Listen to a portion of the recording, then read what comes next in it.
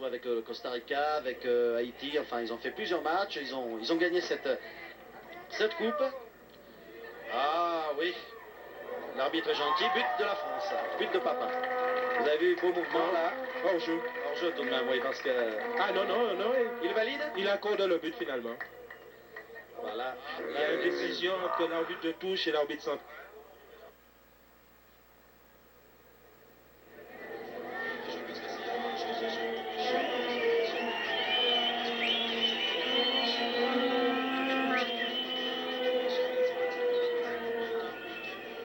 Je dois vous dire que cette équipe a été entièrement renouvelée, cette équipe du Guatemala, car elle avait été éliminée de la Coupe du Monde par le Canada. Et c'est cet hiver, lorsqu'elle a d'ailleurs remporté cette Coupe d'Amérique centrale, là, qui réunit quelques pays de l'Amérique centrale. Oh, et but! Extraordinaire. Oh, très beau but! Extraordinaire.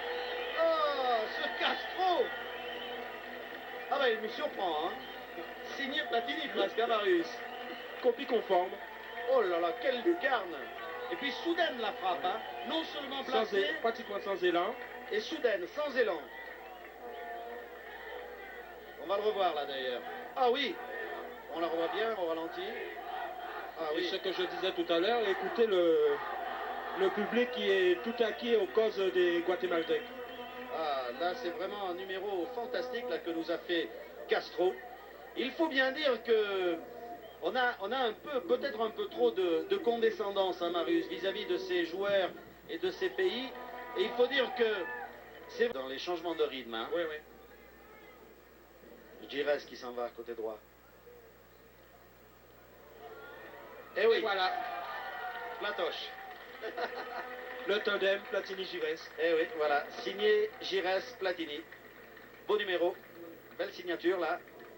Faut dire que l'opposition n'était pas très forte, hein, Marius. C'est pas qu'elle n'était pas très forte, je pense que c'est surtout dans la conception de l'action. Bon, Gires qui attire un peu les défenseurs à lui et Michel qui se démarque au deuxième poteau. Je pense que c'est une action classique et ça arrive même quand il joue contre d'autres équipes beaucoup plus renommées, beaucoup plus fortes. Je ne sais pas si Marius Trésor avait été là, je ne sais pas si Michel Platini aurait pu reprendre ce ballon. Hein. Hein? Je ne sais. Malgré les ans, Marius. Hein. Non, mais je crois que j'ai joué contre Michel quand il était à Nancy. Et il en a quand même marqué des points qui apportent un peu de douceur. Tandis qu'en Espagne, c'était vraiment la chaleur à l'état pur. Alors la France mène toujours 2-1 maintenant, avec cette ouverture superbe de Platini. Et le but. Troisième Voilà. but. Deuxième but de Papin. Ah, moi je crois que Henri Michel joue la bonne carte en titularisant Papin, hein, Marius. Oui, je pense que c'est une très bonne chose, mais aussi il faudrait attendre de voir le deuxième tiers-temps ou le troisième tiers-temps avec l'entrée de garçons confirmés comme Bruno Bellone pour savoir exactement, Yannick Istopera. Je crois qu'au sein de cette équipe de France, il y a un amalgame, il y a des garçons qui se connaissent et la valeur à part, certains mis à part, c'est des garçons qui sont quand même, qui se valent un peu. Donc pour l'instant, c'est Papin qui fait son petit festival avec déjà 2 buts. Bon, peut-être que tout à l'heure. Et mon ami Marius Trésor qui n'a toujours pas de micro, ah, le malheureux. Il y a des petits problèmes techniques, c'est pas grave. Ouh, le petit lobe qui vient s'écraser sur le poteau, talonnade. Et puis ah oui, très beau but là. Vous avez vu cette extraordinaire action de l'équipe de France. Ah, c'était bien conduit par Michel Platini. Pas de chance dans un premier temps puisqu'il prend le poteau, il récupère ce ballon, talonnade. Regardez ça. Là, il a le poteau, le malheureux. Le ballon revient, Platini va dessus. Talonnade. Et hop, du plat du pied, Dominique Rocheteau. Ah ben voilà. Là, vraiment. Sous un autre angle maintenant. Le lob de Platini. Le petit rebond. La talonnade. Et hop, Rocheteau, but. C'est vraiment une promenade de santé. Sur le côté gauche, là maintenant, Gonzalez qui centre. Funes. Ah, il est accroché par Maxime Bossis. Penalty. Ah oui, l'arbitre l'a vu. Penalty, c'est vrai. Je pense que là, Funes avait été accroché. Alors, qui va tirer le penalty?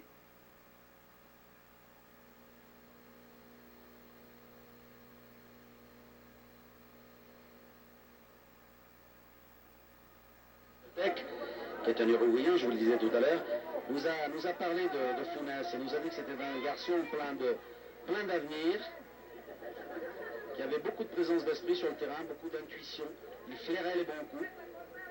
Et là, c'est vrai qu'il était bien placé tout à l'heure lorsqu'il a été projeté. Il va sans doute marquer le penalty. Enfin, sans doute, j'en sais rien. Hein. Eh oui, non, à côté. J'ai l'impression d'ici que... Et en plus, c'est... Je sais pas, Marius, mais les arbitres de touche ici, sont tranquilles. Ils sont tranquilles, oui. Ils lèvent pas souvent les drapeaux, hein. La belle remise pour Amoureuse de Michel, hein. Le but. De Gigi, l'amorti et le but. Extraordinaire. Ce garçon, chaque fois qu'il marque un but, on est obligé d'en parler. On revoit le ralenti. L'amorti, il jongle, et il tire. Bah, je vais vous dire une chose, Marius Trésor, hein. On a très bien fait de retransmettre ce match, parce qu'on aura vu des buts. Oui, on aura vu des buts, et surtout on aura vu des garçons qui... Baptiston, qui élargit, qui écarte, pardon, sur le côté droit. Stopira. Aïe, là. Qu'est-ce qu'il a passé? Penalty. Oui, parce qu'il a frappé carrément Il a confondu... Il a frappé le pied de Zureb carrément avec le ballon. Et oui. Il a confondu Zureb avec le ballon.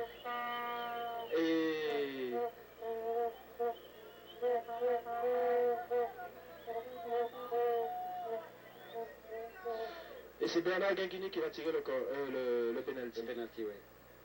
Et j'ai bien peur qu'il expulse un joueur du Guatemala, on dirait. Hein. Ah ben, il est pas gentil, là. Surtout pour un match amical. Oui. Oui, c'est le numéro 3, c'est-à-dire Acevedo, qui a été expulsé par l'arbitre. Enfin, il est tout de même assez sévère, hein, cet arbitre mexicain. Je pense que c'est pas lui qui a fait la faute, mais je pense qu'il a eu un mot déplacé envers l'arbitre. Et pour ça, ils sont très pointilleux. Donc la France mène 5-1, on vous le rappelle tout de même, avec 2 buts de Papin, Jean-Pierre, un but de Platini, un but de Rocheteau. Un but de Giresse. Un but de Giresse, superbe. Et peut-être un 6e là qui va venir avec Bernard Guinguini qui va tirer ce penalty. Ah, il attend que le joueur, c'est le fameux règlement, que le joueur ait regagné complètement la vestiaire pour que le jeu reprenne. Ah, il fait bon maintenant. Il attend encore, hein. Il attend encore tant que le joueur n'est pas rentré. Oh là là, c'est extraordinaire. Cette application trop stricte et imbécile du règlement me fait toujours bondir. Alors qu'il est à 200 mètres, pas 200 mètres quand même, mais enfin 100 mètres du point de jeu, derrière la tribune, ça y est. Attention Guinguini. Pouf, et voilà. Peut-être en retirer. Il rappelle Guinguini. Oui, c'est tout de même un match, assez partie de campagne, assez sympathique. Il n'y a pas de réaction de la part des joueurs. Les Guatémaltèques n'ont pas protesté quand leur compagnon est sorti. Là, on fait retirer le penalty. On se demande pourquoi. Je suppose que le gardien de but a dû bouger en tir de... On ne sait pas pourquoi. Pas tellement pourquoi, oui. Alors que les Français sont très attentifs sur le banc, là. Et voilà, au-dessus. C'est assez extraordinaire. Je pense qu'il a fait retirer parce que Yannick Stopira se trouvait, je crois, à l'intérieur des... Un peu moins clair que dans les 2 premiers tiers-temps. Oui, c'est pas peut-être, je dirais même que c'est sûr, bon, parce que dans le premier tiers-temps, il avait quand même... Et voilà, 6e but de Vercruis sur ce centre de Bellone. 6e but de l'équipe de France d'ailleurs. Les joueurs ont bien joué le coup, là, très attentifs. Bellone a vu très nettement Vercruis qui était démarqué. Et Vercruis, tranquillement, a repris cette balle. Dans les phases terminales, il est bon, Vercruis. Oui, c'est un très bon joueur. Mais je crois que ça, en parlant un peu du jeu, de l'intensité à baisser, il y a un phénomène aussi qui se passe, c'est que l'équipe de France menait tout à l'heure 5-1, donc la motivation n'est plus là. Bellone va reprendre de voler. Non, il préfère amortir. Très joli geste, hein. Ouh, c'est beau. Du droit, et voilà. Eh oui, non, penalty. Il y a 2 coups superbes là. 2 coups superbes. D'abord, Guinguini qui frappe comme un mulet avec du droit, ce qui est terriblement étonnant. Bon, je sens sens toute la puissance. Hein. Le tireur va changer. Cette fois-ci, ça va être Yannick Stopira. Et puis notre brave ami guatémaltèque qui dès demain repousse ce ballon Comme un vrai gardien de but. sur la surface de réparation comme un vrai gardien de but. Et c'est notre ami Founiès d'ailleurs. Hein. C'est le petit meneur de jeu là, qui était carrément dans les buts. Alors qui va le tirer ce penalty? C'est Yannick Stopira. Et il le marque. Et voilà. Alors on 7e but pour l'équipe de France. 7e but donc pour l'équipe de France qui mène 7-1. Et notez ça. Difficile à noter tout de même parce que pas de table, une demi-chaise. Alors 23e minute.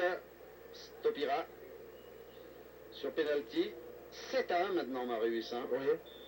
Ça commence que l'équipe du Guatemala, mais c'est une équipe d'espoir mexicain. Donc je pense que là aussi on risque d'avoir une opposition un peu supérieure. Et un nouveau but. Batiston. Bien amené par Batiston, terminé par Ferreri. Alors je le marque. Ça se passe comme à l'entraînement. Bon, bah encore de l'acrobatie pour prendre le stylo. Attention. Et puis finalement, donc 8e but pour l'équipe de France. Le match est pratiquement terminé. Hein. Oui, il reste 5-6 minutes. Exactement, il reste 5 minutes à jouer pour ce 3e tiers-temps. Et l'équipe de France mène maintenant 8-1. Et elle a assuré à tous les gens qui étaient là, à tous les spectateurs, et puis à vous, je l'espère. Et aussi aux espions. Il ne faut pas dire qu'il y avait l'entraîneur d'Italie qui était là. Et d'autres sans doute qui se cachaient dans les tribunes qu'on n'a pas détecté.